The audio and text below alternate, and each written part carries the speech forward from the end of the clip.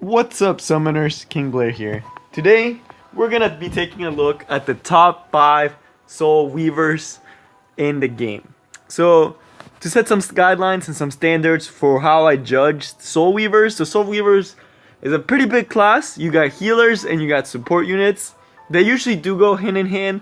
Most soul weavers do have some form of healing. Not all of them do, and we'll see a little bit more about that once we get it right into it. But again, I like to point out that this is my opinion and what I've seen, what I've noticed from using all these different units. But at the end of the day, guys, just remember that it all depends on that team comp. These are just like standalone units that how good their kit is overall. So let's just get right into it.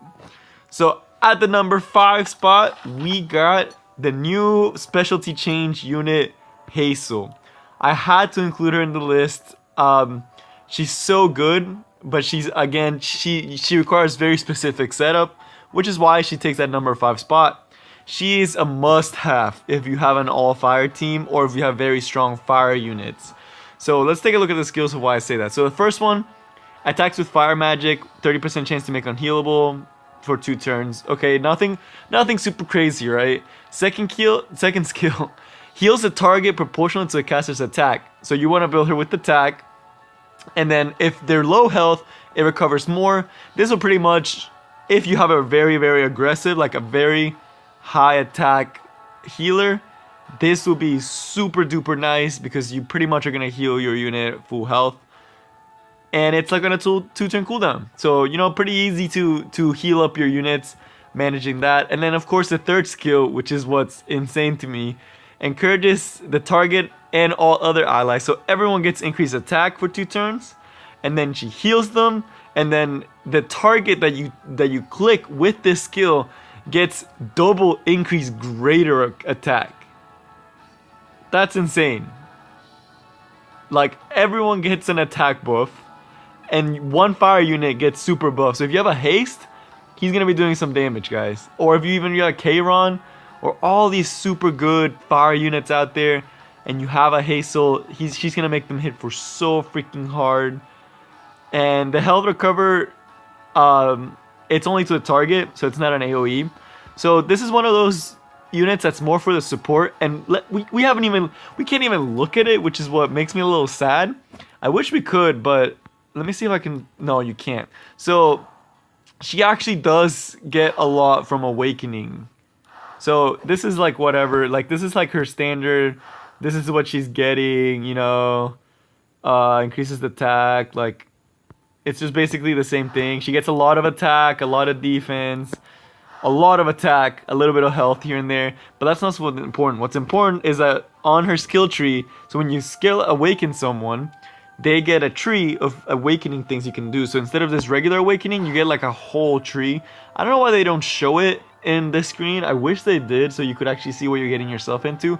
But basically, Hazel gets, like, adds 20% attack to all your fire units. Basically, just beefs up your attack, like your fire units. If you have fire units, just by having her, your fire units are way, way stronger. And it's just insane. She's like a must for Golem. And any team that requires fire units, she's a must-have, basically. So that's why she's at the number 5 spot. At the number 4 spot, we have one of the Moonlight characters, Ruele of Light. So, Ruele of Light. So, at first I thought she was OP because I thought all her skills were AoE. They're not. They're single target. But that's still, it really doesn't matter because she just does so freaking much. Alright, so first skill, pretty straightforward. I'm actually going to put the previous skill because I think her skills look so sick. So first skill, pretty straightforward. Just attacks the health, attacks the enemy, does damage based on her health, which is really nice, and heals the target with the lowest health, and that's proportionate to the ally's max health, which is okay. It's really good if you have tanky units, and you know, you get a lot of heal from it. So it's just like, if you guys know Destina, she's basically like this first skill, just basically you get a first skill heal, which is always super duper good. It's always good to have a healer that can heal on a basic, in case there's like silences, in case you have soul burn and things like that. Like, it's always good to, like, see with soul burn you get greatly it heals all allies. So it's literally Destina's first skill. It's really, really nice to have heal on first skill because it doesn't matter if you get silenced because you can still get those heals off. This is the part where it gets crazy. She is super good for PvP, like stupid good for PvP. If you're going against her in Guild Wars or regular arena, oh my god, you better hope that she doesn't get to pop off, because it is so tilting going against a Ruele of Light that you don't get rid of quick, or you don't get rid of enough units to be bad. Because if you don't kill your target, she's gonna heal them, dispel all debuffs, heal, and barrier. So basically that unit's not gonna die now. If you don't finish the job on the enemy target that needs to be killed, she's just gonna barrier there, heal them, like basically reset one ally's health. Like all the work you did is for nothing because that ally's gonna have full health again. Such a good second skill, unbelievably good. It's also so good for even for raid and for bosses that like if your tank is really taking a lot of hits. This skill is like amazing. It's just insane. And then the third skill, a 4-turn revive, guys. Oh my goodness, you get a revive, basically full health. Yeah, see, all of their health is recovered and they get invincibility. And if they're alive, it's the same thing as a second skill, but it gives them invincibility. And I don't know if you guys know about invincibility, but it's one of the best buffs you can have in the game. And there are so many units that can benefit for this. There's probably some cheese comps with Ludwig and things like that, getting this invincible up. But it's just such a good skill. It basically, like reviving full health, it's like, you could literally tank with like any unit. You could tank with like a Cess if you have Ruele of Light, because she's just going to keep that one unit alive for so long.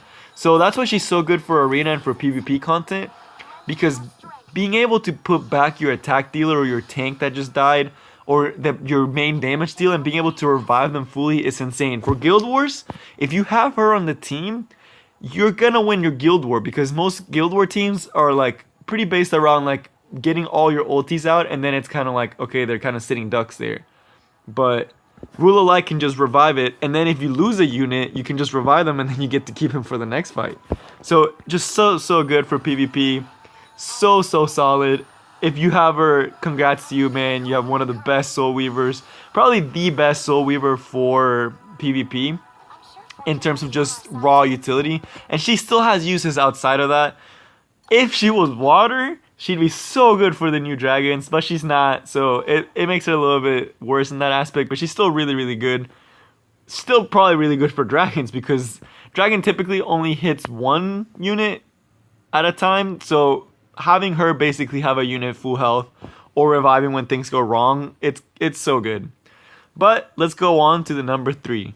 So the number 3 is very similar to Ruele of Light. We got Destina. So this is my healer, and she, in terms of just raw healing power, like how much healing can you do in like for a team, Destina is the best at that. She's technically the best healer in the game. But she falls short as a Soul Weaver because she doesn't have as much utility as others. So, unlike Ruele of Light, so she has the same skill, but unlike Ruele of Light, so see, it heals the ally with the lowest HP. Healing increases proportion to target's mass health. So again, very similar to Ruele of Light, you're going to be healing for a certain amount. So it's really important to have like that unit, like the more healthy your unit is, the better this heal will be. I don't know if target, I always thought it was based on her health. Now that I'm reading it, that's the first time that I'm like, wow, this is interesting. But it's still like, the damage is not based on the health, so she's not going to be doing any damage, unlike Ruele of Light. But, again, it's nice that, you know, you get a single target heal, and then when you soul burn, this will heal your team, like, basically 100%. If you do soul burn with Destina's first skill, your whole team is full health again. Super duper, like, solid.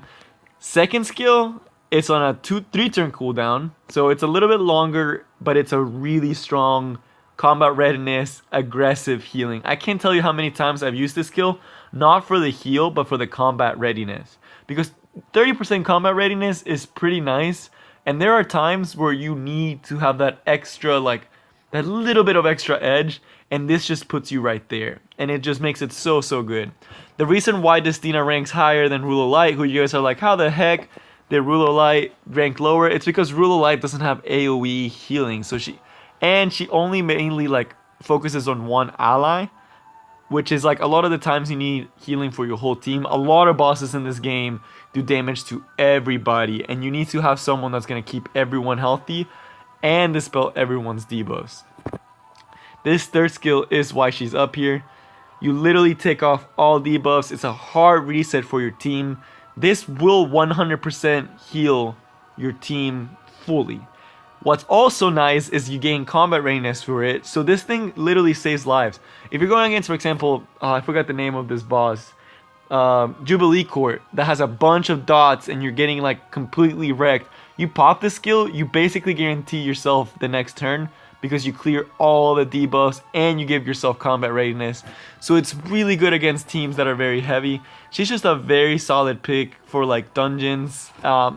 She's just an all-around really good healer, really good stats, and is going to keep your team 100% healthy.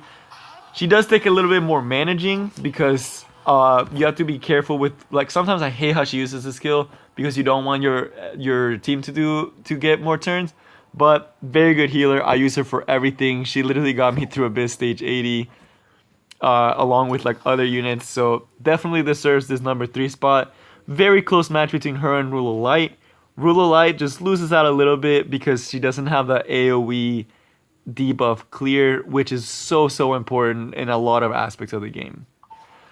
At the number 2 spot, we got someone that a lot of people find this controversial that I rank her so much higher, but she deserves to be up here, so let me look up where she is. Angelica, number 2 spot goes to her. Oh my goodness, guys, if you have her and you haven't built her, you're asleep. Like I was, you need to build her. She's a must-have, especially if you don't have immunity. So let's just go to like watch her skills. So first skill really is kind of dumb, like it really doesn't do anything. It sucks she doesn't heal in the first skill, but again, she does have some PvP uses because of this first skill.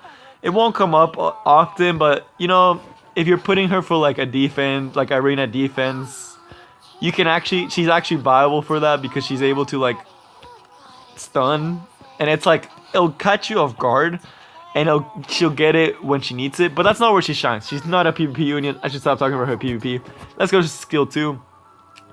Just a basic 2-turn heal. A lot of Soul Weavers have like this like super straightforward heal, and this one is based on her health, so it's gonna pretty much get the you want to build her super tanky, and you typically see Angelica be a frontliner and tanking, and with Prophetic Candlestick getting her more turns on her skills.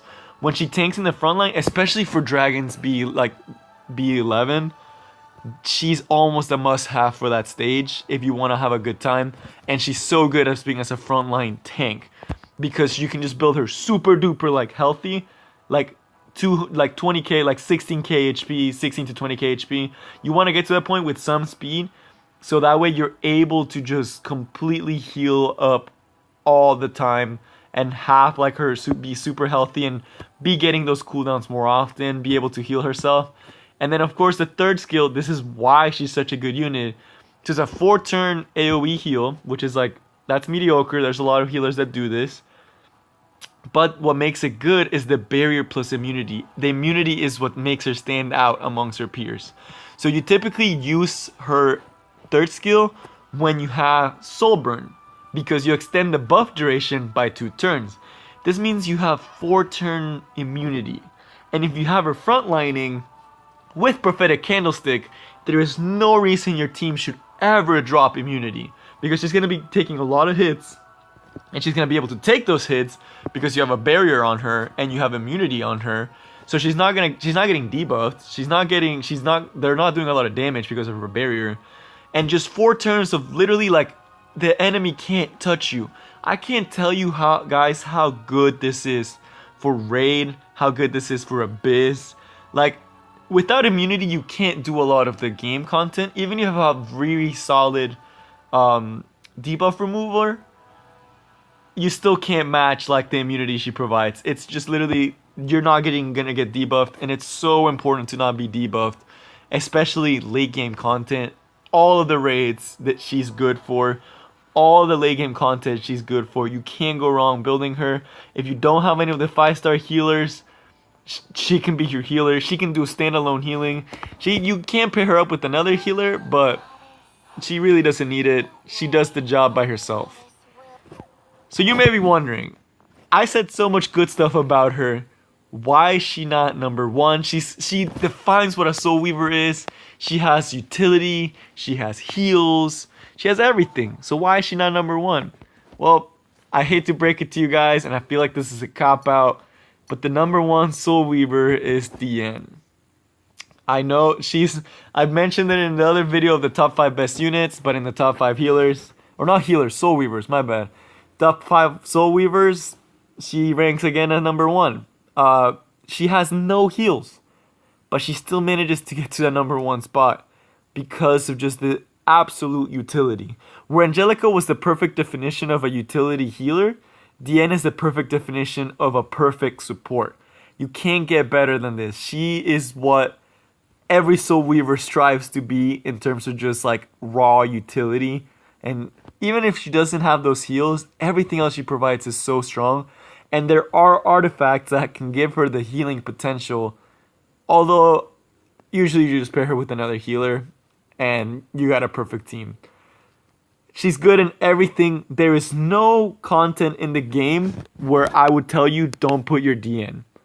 If you don't have your Diene in your team, you're doing something wrong. I don't have a Diene, but I wish I did because the game would have been so much easier. But then again, that's what makes the game fun, you know? So it's a gift and a curse to not have her. But literally every team you will see her in. No matter what team it is. You can look at almost any YouTube guide that says, oh, clear this super hard stage. They will have Diene in there. So what makes her so good?